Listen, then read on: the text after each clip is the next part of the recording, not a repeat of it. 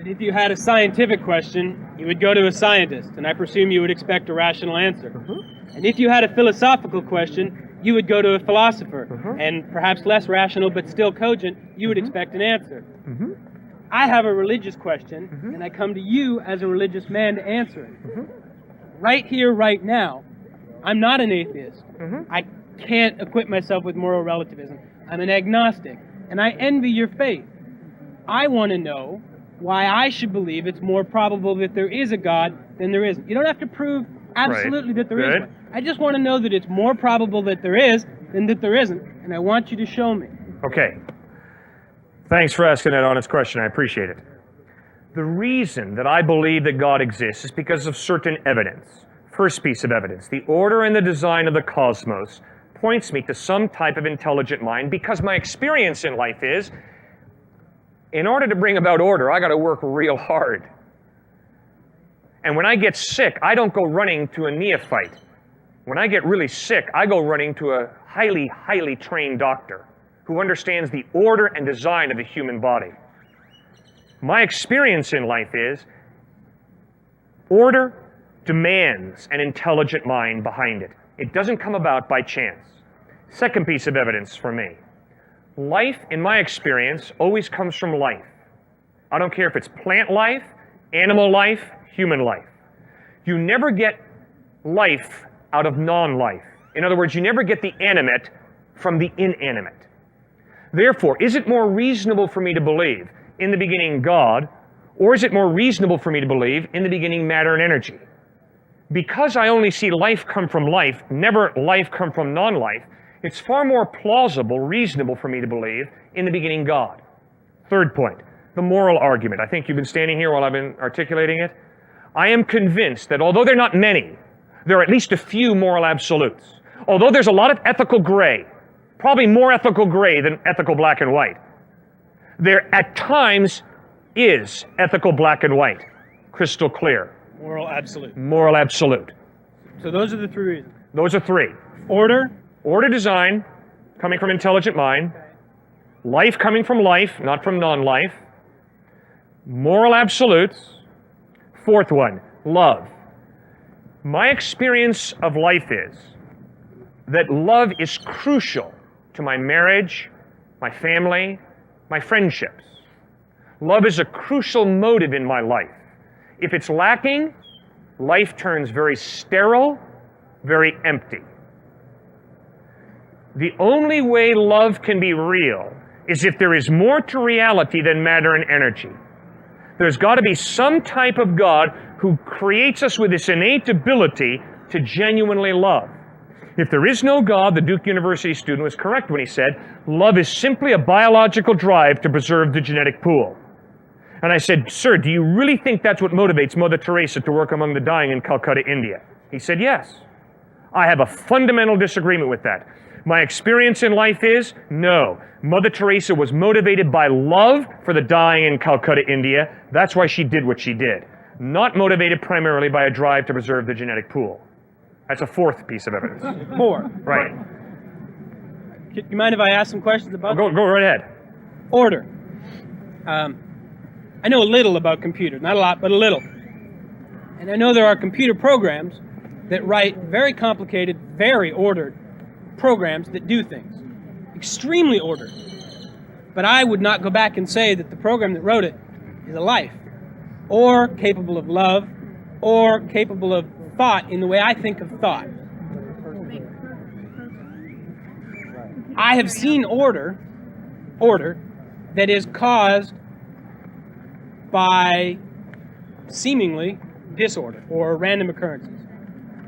I've seen order that doesn't necessarily come from a cogent willed source. And I've seen order come from a cogent willed source that was very evil, or you would define evil. So, first of all, I would contend that I've seen, or think I've seen, order from chaos, and I know I've seen, or at least I like to think I've seen, order from what you would dictate as evil. So, is it order from chaos, and if it's order only from order, why does that necessarily imply a good entity that created this order? Okay, I have strong disagreements with one point, and I strongly agree with your second point.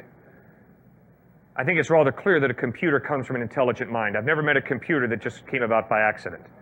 So that computer obviously was ordered by an intelligent mind. So there's no problem with computers. But I think you raise a tremendous issue when it comes to evil. I think you're absolutely correct. I think it's totally possible that this intelligent mind is a warped Scrooge. Okay. What was the second reason now? Just to get it Okay, right? second thing is life comes from life, not from non-life. That one's harder for me. I'm not a biologist, but I know that there's a lot of theories that say that given the right materials, the right electric charge, so to speak, and the right atmosphere, we can create proteins, we can create enzymes, we can create complex molecules, and from that, this. What creates consciousness? Reproducing in the lab. Okay, and my point would be, I would not be shocked if scientists created life. Because that's exactly what I believe. Intelligent mind creates life. My point is, you've got to have the intelligent mind there. You don't just have life coming out of non-life by accident. You don't think it's possible, even remotely possible, even infinitesimally remotely possible, that in some primordial pool, a lightning strike struck a complex of molecules that created an enzyme that then allowed us to evolve into this over billions of years? Anything is possible. Possible. Correct. Anything is possible. But More statistically, probable for the God? Exactly. You see, for me as a thinking human being, the question is, what is most plausible in light of the evidence? Third point was? Third point was moral absolutes.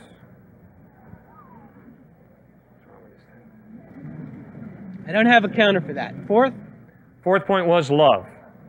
That I don't understand. And I'd really benefit if you could explain it to me. Sure. I don't understand what you mean by it, and I've never experienced what you're talking about. And I'm fairly happy with my life.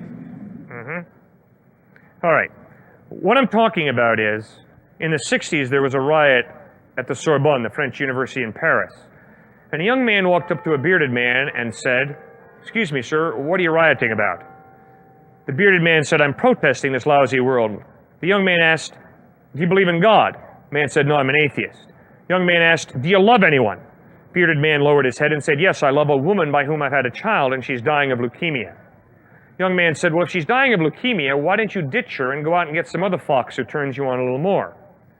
Bearded man hauled back and almost hit the young guy. The young guy said, "Excuse me, sir, you said there is no God." Well, if there is no God, there is no innate human ability to genuinely care for somebody else. And if this woman is losing her ability to sexually excite you because her body's falling apart due to leukemia, why don't you go out and get some other fox who turns you on a little more? And then the young man pulled out a Gospel of John where we read that there is a God, and this God is love. And when he created you and me in his image, in his likeness, he placed within you and me the innate ability to love.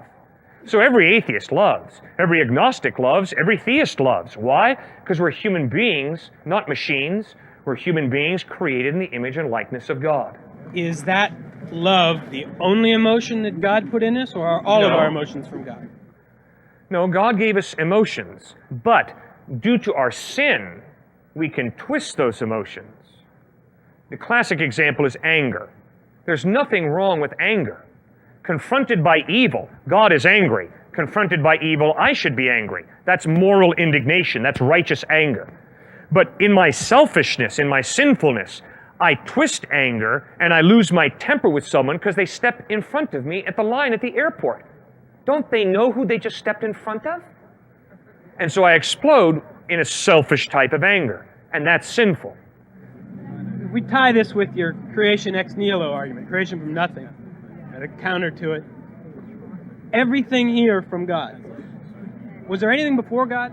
Was there any before God? God is eternal, so there's nothing before God. Everything from God.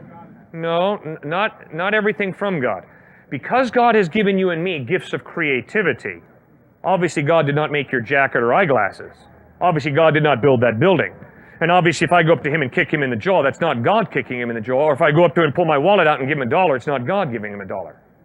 So because God has given you and me gifts of creativity, we can create. And we do all the time. So then, some things from God, some from man. Man used in a general sense, male, female. Yeah, God's given us gifts of creativity. And as far as the moral absolutes go, you say there's some. Okay, where do I find them? 2 places. First of all, you go to your conscience. And secondly, you ask, has God revealed a standard that I can measure my conscience against? Jesus Christ claimed that he was that standard, that his ethical teachings are that standard.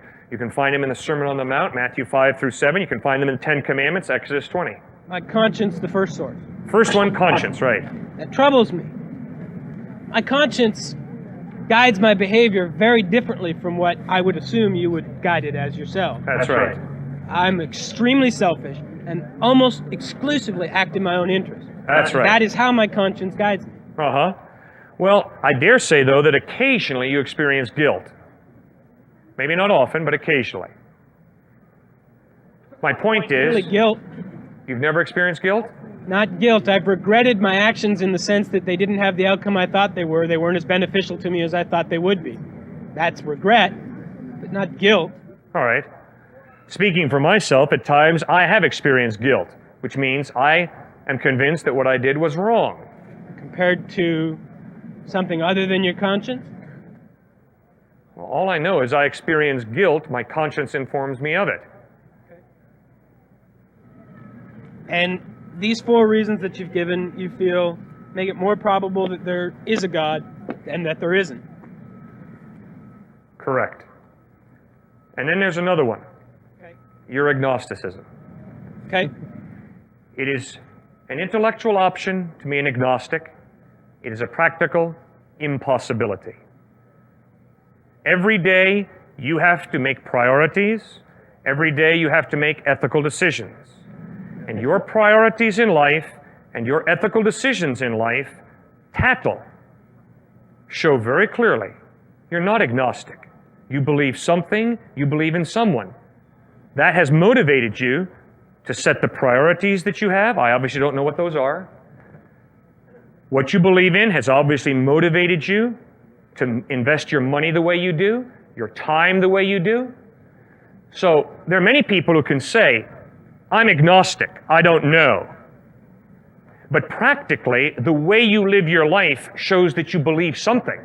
So then would it be more honest of me to say, practically, I believe in me? And yes, correct. Then I may have misinterpreted agnosticism. I took it and have taken it to mean, I don't know what's there. I'm not going to make any decision about it.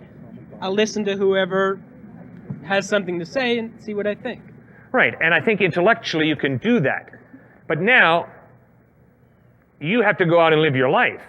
And the way you live your life shows whether you acknowledge God or not. See, that's the embarrassing thing about what we're talking about out here. The embarrassing thing about what we're talking about here is, it's not like, do you like black leather or brown leather jackets? Which is totally an issue of your own preference. Do you like Pepsi or Coke? Because you see, it really doesn't matter whether you like a brown leather jacket or a black leather jacket, whether you like Pepsi or Coke. Those are rather inconsequential issues. But the issue of God's existence is not along the lines of Pepsi and Coke, black and brown leather jackets. It's an issue that goes right to the heart of human existence, because it's an issue of what is the meaning and purpose of your life? Why do you live your life ethically the way you do? And what about life after death? Are you ever going to have to answer to anybody for the way you lived your life? You see, so due to the grievously serious nature of the issues that are all wrapped up in God's existence, although I can say, I don't know whether God exists or not, the way I live my life, the meaning I attach to my life, the ethical decisions I make in my life, will tell you what I believe about reality.